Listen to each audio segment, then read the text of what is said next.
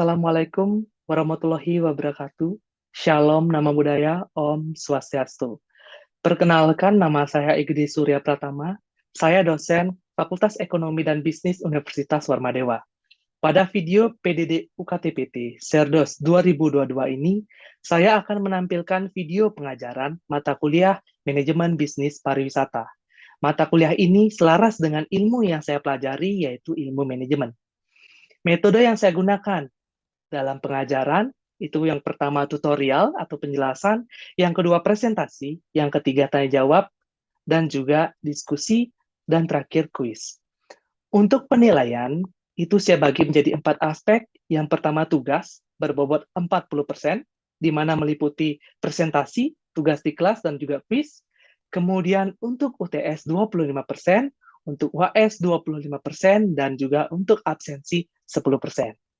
Untuk absensi dan diskusi, saya menggunakan lms.warmadewa.ic.id. Untuk pengajaran saat ini, saya menggunakan media Zoom. Untuk CPMK dalam mata kuliah manajemen bisnis pariwisata ini, mahasiswa diharapkan mampu menjelaskan pengertian pariwisata dan konsep pariwisata itu sendiri. Kemudian, mahasiswa diharapkan memahami bisnis pariwisata dan dasar-dasar manajemen bisnis pariwisata. Mahasiswa diharapkan mampu memahami sistem kepariwisataan dan mengklasifikasikan kepariwisataan, serta mahasiswa mampu menganalisis perilaku wisatawan. Kemudian mahasiswa mampu dalam memahami dan menguraikan kontribusi pariwisata terhadap perekonomian. Mahasiswa diharapkan mampu menjelaskan pengertian dan konsep dasar manajemen ekowisata, serta menganalisis perencanaan kepariwisataan alam dan memahami perencanaan nasional pengembangan ekowisata. Kemudian mahasiswa diharapkan mampu menjelaskan pengembangan ekowisata dalam kawasan konservasi dan kebijakan pengembangan kawasan untuk ekowisata. Berikutnya, mahasiswa diharapkan mampu mengembangkan perencanaan bisnis pariwisata dengan konsep ekowisata. Yang berikutnya, mahasiswa diharapkan mampu memberikan dinamis dalam menganalisis pengelolaan perusahaan bidang ekowisata, globalisasi dan paradigma baru, pembangunan pariwisata, dan kebijakan serta strategi pengembangan bisnis bidang ekowisata.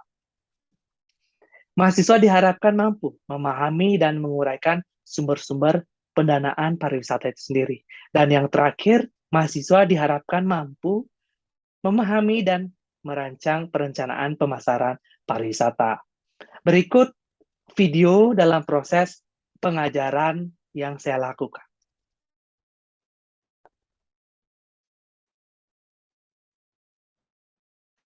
Baik, selamat pagi adik-adik mahasiswa sekalian. Jadi untuk pagi kali ini, di pertemuan ke-15, kita akan membahas mengenai sistem informasi pariwisata di dalam manajemen bisnis pariwisata itu sendiri. Nah, di dalam sistem informasi pariwisata itu dibagi menjadi beberapa subbagian. Yang pertama adalah dari sistem informasi pemasaran pariwisata, kemudian yang kedua adalah sistem perencanaan dan sistem perencanaan pemasaran pariwisata, yang ketiga adalah sistem evaluasi pemasaran pariwisata. Yang pertama, sistem informasi pemasaran pariwisata. Nah, sistem informasi pemasaran pariwisata itu merupakan suatu sistem dan koordinasi yang harus dilakukan sebagai kebijaksanaan bagi perusahaan-perusahaan atau industri pariwisata itu sendiri. Mulai dari industri dari swasta maupun pemerintahan, dan setiap ruang lingkup, dari ruang lingkup lokal, nasional, bahkan sampai internasional. Seperti itu. Nah,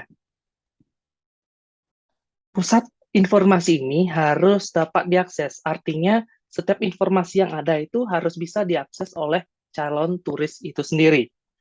Di mana dengan menggunakan beberapa teknik dalam metode pencarian cepat, misalnya melalui search engine yang optimal. Jadi, pusat informasi seperti ini akan cepat dikenal dan banyak diakses oleh calon turis dari seluruh penjuru dunia, seperti itu. Sistem informasi pariwisata. Jadi, di dalam sistem informasi pariwisata itu sendiri menyajikan informasi mengenai suatu objek wisata, kawasan wisata, ataupun wahana-wahana di suatu objek wisata itu sendiri. Jadi, di dalam sistem ini juga akan menyajikan tentang beberapa informasi yang menunjang dalam kegiatan kepariwisataan, misalnya seperti akomodasi transportasi, kemudian tiket, kemudian hotel, seperti itu. Nah, di sini juga ada bagian-bagian dari sistem informasi pariwisata.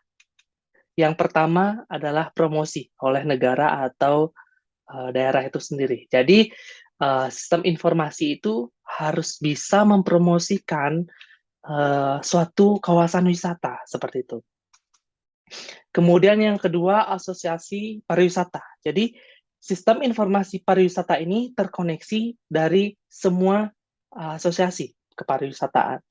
Kemudian yang ketiga, dalam bagian sistem informasi pariwisata ada Travel Information Center. Jadi, seberapa besar informasi yang dapat ditampilkan di dalam sistem informasi tersebut. Yang keempat itu ada promosi oleh perusahaan. Jadi dalam sistem informasi, perusahaan juga melakukan promosi. Yang kelima ada pengetahuan pekerja pariwisata. Kemudian yang berikutnya ada brosur. Jadi dalam sistem itu harus ada brosurnya, seperti apa.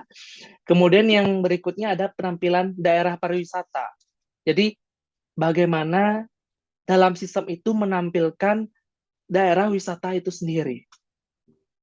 Dan juga berikutnya wisatawan yang selalu datang. Artinya ada track record berapa jumlah wisatawan atau berapa informasi wisatawan yang berkunjung ke daerah tersebut, seperti itu. Nah, membangun pusat informasi pariwisata itu melalui 3 strategi yang berkaitan dengan satu sama lainnya. Yang pertama adalah tujuan, kemudian sarana, dan berikutnya adalah cara.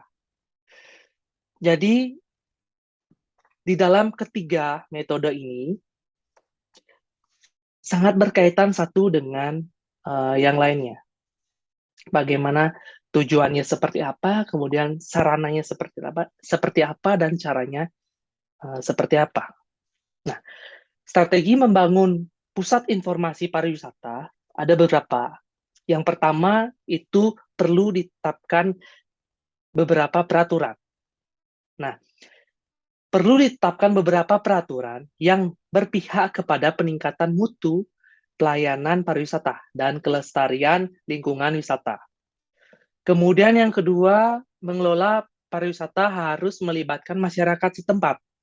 Jadi, hal ini juga merupakan hal penting karena dalam pariwisata kita harus selalu melibatkan masyarakat yang ada di sekitar tempat atau objek wisata itu sendiri. Apabila nanti tidak melibatkan masyarakat setempat, akibatnya akan tidak sumbangsih, artinya tidak ada sumbangsih antara pariwisata yang ada dan juga perekonomian yang ada atau di lingkungan masyarakat itu sendiri. Seperti itu. Kemudian yang ketiga adalah kegiatan promosi harus beraneka ragam. Jadi selain dengan mencanangkan cara kampanye atau program Visit Indonesian Years, biasanya itu kan sering kita tahu ya video-video Visit Indonesian Years. Jadi selain itu kegiatan promosi ini perlu dilakukan. Misalnya membentuk sistem informasi yang handal dan membangun kerjasama yang baik dengan pusat informasi pada negara-negara lain. Jadi saling keterkaitan antara satu negara dengan negara lainnya tentang pemberian informasi pariwisata seperti itu. Kemudian yang keempat ada perlu menentukan daerah tujuan wisata yang memiliki keunikan dibandingkan dengan daerah tujuan wisata lainnya. Terutama yang bersifat tradisional, kemudian yang bersifat lebih ke alam seperti itu. Jadi karena kita tahu di era kekinian atau era sekarang itu objek wisata itu yang digemari itu bersifat alam dan tradisional seperti itu. Kalau di sini kan kita tahu kan, Kintamani itu sudah mulai berkembang karena menawarkan alam kaldera dari Gunung Batur itu sendiri. Seperti itu contohnya. Kemudian perlu dilakukan pemerataan arus wisatawan bagi semua daerah tujuan wisata yang ada di seluruh Indonesia. Jadi itu salah satu strategi untuk pengembangan pusat informasi pariwisata. Kemudian yang berikutnya ada mengajak masyarakat sekitar daerah tujuan wisata agar menyadari peran, fungsi, dan manfaat pariwisata serta merangsang mereka untuk memanfaatkan peluang yang tercipta bagi sebagian kegiatan yang menguntungkan secara ekonomi di lingkungan objek wisata itu sendiri. Dan yang terakhir itu sarana dan prasarana yang dibutuhkan perlu dipersiapkan secara baik untuk menunjang kelancaran pariwisata itu sendiri. Misalnya dengan mengadakan perbaikan jalan, kemudian adanya akses internet, kemudian transportasi seperti itu. Kemudian yang kedua ada sistem perencanaan. Nah, di dalam sistem perencanaan itu sendiri merupakan sebuah proses pembuatan laporan perencanaan yang bersumber dari sistem informasi. Jadi sistem perencanaan ini dibuat berdasarkan informasi yang kita miliki. Yang pertama ada sistem perencanaan berhubungan dengan perencanaan bisnis itu sendiri. Jadi bagaimana sebuah sistem merancang pariwisata itu berhubungan dengan bisnis yang ada di lingkungan sekitar maupun bisnis yang mendukung dalam kegiatan pariwisata itu sendiri. Kemudian yang kedua, sistem perencanaan menyangkut estimasi dari kebutuhan fisik, kemudian tenaga kerja, dana, untuk mendukung pengembangan sistem serta operasionalnya di dalam pariwisata itu sendiri. Nah, di dalam sistem perencanaan pariwisata, itu dibagi menjadi beberapa. Dibagi menjadi 3. Perencanaan dari pemerintah, jadi tidak hanya 1 atau 2 orang, melainkan beberapa ikut dalam perencanaan. Misalnya, di dalam perencanaan dari pemerintah. Jika kita lihat, perencanaan dari pemerintah itu bersifat makro. Kemudian, kedua, sasarannya atau prasarananya yang bersifat umum. Kemudian yang berikutnya, masyarakat dan pemberdayaan sabta pesona. Jadi misalnya itu suasananya aman, kemudian kemudahannya untuk mengakses, kemudian iklim yang kondusif bagi investor itu sendiri. Dan yang ketiga itu menumbuhkan dan sosialisasi image dari destinasi yang positif bagi wisatawan. Itu contohnya citra daerah tujuan wisata. Jadi itu harus direncanakan oleh pemerintah. Kemudian perencanaan dari swasta atau dunia usaha itu bersifat mikro. Jadi sasarannya itu prasarana yang menyediakan fasilitas lingkungan usaha seperti itu. Kemudian mewujudkan sabta pesona lingkungan usaha, misalnya keamanan seperti sama pemerintah, perencanaan swasta juga harus mewujudkan sabta pesona, keamanan, kemudian keterlibatan, kemudian keindahan lingkungan itu sendiri. Dan yang berikutnya itu menjual produk atau sales produk dengan berorientasi pada kepuasan konsumen. Di samping untung atau rugi sebuah perusahaan itu sendiri. Jadi harus mementingkan kepuasan konsumen di dalam dunia pariwisata juga. Kemudian yang ketiga, perencanaan dari masyarakat itu bersifat sederhana. Terkadang masyarakat juga harus merencanakan seperti apa dari proses pariwisata atau perencanaan sistem pariwisata itu sendiri, walaupun hanya sederhana. Kemudian yang kedua bersifat partisipatif, artinya masyarakat ikut berpartisipasi dalam mendukung perencanaan pariwisata itu sendiri. Dan yang ketiga, ada manfaat bagi masyarakat sekitar. Jadi perencanaan itu sangat bermanfaat bagi masyarakat sekitar lingkungan objek wisata itu sendiri. Seperti itu. Kemudian perencanaan pariwisata tidak terlepas dari perencanaan pemasaran. Jadi tujuan perencanaan pemasaran itu sendiri adalah untuk identifikasi dan kreasi dari keunggulan kompetitif. Yang pertama ada perencanaan kontingensi. Jadi perencanaan yang baik harus dapat mempertimbangkan sebanyak mungkin alternatif dan memiliki fleksibilitas yang tinggi bila diperlukan penyesuaian nantinya. Terkadang ada penyebab dalam kegagalan perencanaan. Misalnya, minimnya rencana nyata. Kemudian yang kedua, minimnya analisis situasi yang memadai. Kemudian yang ketiga, tujuan dan sarana yang tidak realistis. Kemudian kurangnya antisipasi terhadap pesaing dan pemasok. Jadi ini menimbulkan kegagalan dalam sebuah perencanaan karena faktor-faktor ini tidak dipertimbangkan di dalam sebuah perencanaan seperti itu. Kemudian manfaat dalam perencanaan pemasaran, itu banyak sekali ya manfaatnya dalam perencanaan pemasaran. Yang pertama itu mencapai koordinasi aktivitas yang lebih baik, kemudian mengidentifikasi perkembangan yang diharapkan. Jadi manfaatnya itu kita bisa mengidentifikasi perkembangan yang diharapkan nantinya. Kemudian ada meningkatkan kesiapan organisasi untuk berubah, melakukan perubahan untuk mendukung perkembangan zaman seperti itu.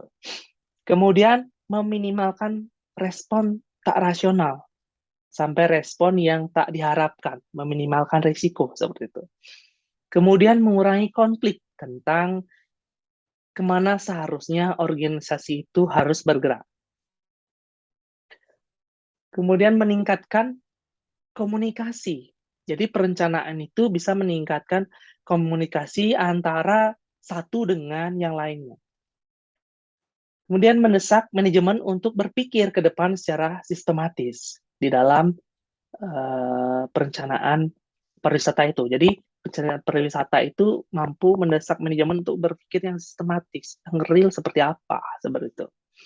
Kemudian memperluas penyesuaian sumber daya yang tersedia untuk mendapatkan peluang. Nah, ada langkah-langkah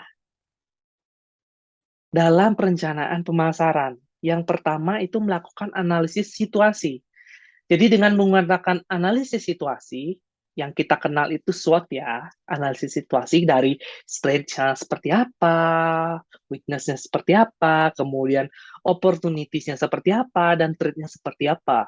Jadi analisis ini mencakup peluang dan masalah yang timbul oleh tren saat ini seperti itu.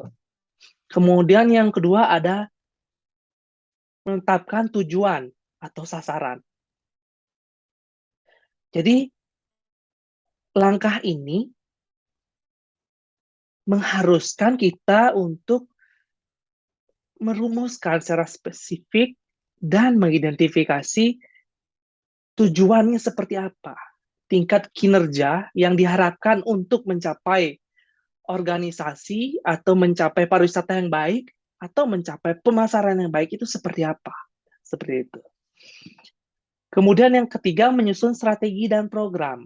Jadi dalam pengambilan keputusan, kemudian kita merancang strategi apa yang bagus, strategi yang baik digunakan di dalam suatu perencanaan pemasaran atau suatu perencanaan pariwisata itu sendiri. Seperti itu. Jadi ada 3 langkah pokok di dalam perencanaan pemasaran itu sendiri.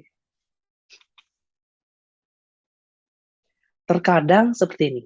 Terkadang hasil dari perencanaan pemasaran yang berfokus kepada konsumen dapat menghasilkan sebuah keunggulan bersaing. Misalnya harga yang lebih rendah dibandingkan dengan pesaingnya, kemudian keunikan manfaat yang dapat menutupi harga yang tinggi seperti itu. Kemudian yang berikutnya adalah evaluasi. Nah, terdapat beberapa pandangan atau gagasan mengenai komponen dalam kegiatan pemasaran yang perlu dievaluasi pada tahap awal kegiatan. Jadi, John Fensil menyebutkan itu terdapat 2 komponen utama yang perlu dievaluasi. Yang pertama itu produk, yang kedua adalah proses. Di mana produk ini atau evaluasi produk ini pada jasa atau barang yang akan dilempar ke pasar. Jadi dengan melakukan evaluasi sebelum produk atau jasa itu dilempar ke pasar akan mendapatkan atau akan dapat diketahui produk atau jasa mana yang bisa tetap ditawarkan ataupun dihentikan di dalam pemasaran itu sendiri. Bahkan produk atau jasa tersebut bisa dimodifikasi agar memenuhi kriteria dari pasar itu sendiri. Seperti itu. Kemudian ada evaluasi proses, merupakan tindakan evaluasi yang dilakukan pada proses pemasaran produk atau jasa, yaitu penggunaan metode pemasaran, misalnya seperti iklan atau promosi, seperti itu. Jadi dari evaluasi di tahap awal ini akan diketahui efisiensi dari setiap metode yang digunakan. Diukur dengan perbandingan antara biaya dan hasil yang diperkirakan nantinya. Ada beberapa dasar dalam pertimbangan evaluasi itu sendiri. Yang pertama, tentukan lebih dahulu apa yang menjadi tujuan utama dilakukan evaluasi. Jadi ini pertimbangan dasar yang pertama harus dilakukan. Kemudian yang kedua, berilah urutan prioritas komponen pemasaran yang akan dievaluasi, sehingga kegiatan evaluasi akan menjadi lebih efisien. Kemudian yang ketiga, pastikan adanya pakar dalam bidang evaluasi yang dapat membantu atau memberikan pertimbangan pada metode evaluasi yang dilakukan. Kemudian yang keempat, mempertimbangkan waktu dan durasi evaluasi yang akan dilakukan. Jadi kita harus mempertimbangkan berapa lama evaluasi itu harus dilakukan. Dan kapan evaluasi itu harus selesai, itu juga harus dipertimbangkan. Kemudian ada gunakan sebanyak mungkin saluran yang tersedia. Kemudian pilih yang tepat untuk mengadakan evaluasi yang mudah diakses oleh mereka yang akan mengevaluasi data kita. Dan yang terakhir itu gunakan data hasil evaluasi sebelumnya untuk meningkatkan kualitas kegiatan pemasaran pada periode berikutnya. Jadi ini beberapa dasar di dalam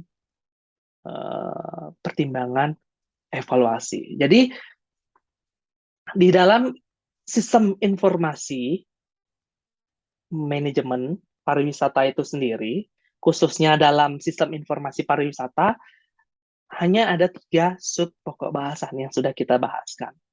Nah, mungkin untuk adik-adik semua, jika nanti ada pertanyaan mengenai apa yang sudah saya berikan, bisa ditanyakan langsung ke saya, atau bisa juga melalui sistem, bisa melalui Google Class, bisa melalui WA, bisa juga melalui e-learning Warmadewa yang sudah saya sediakan folder untuk diskusi.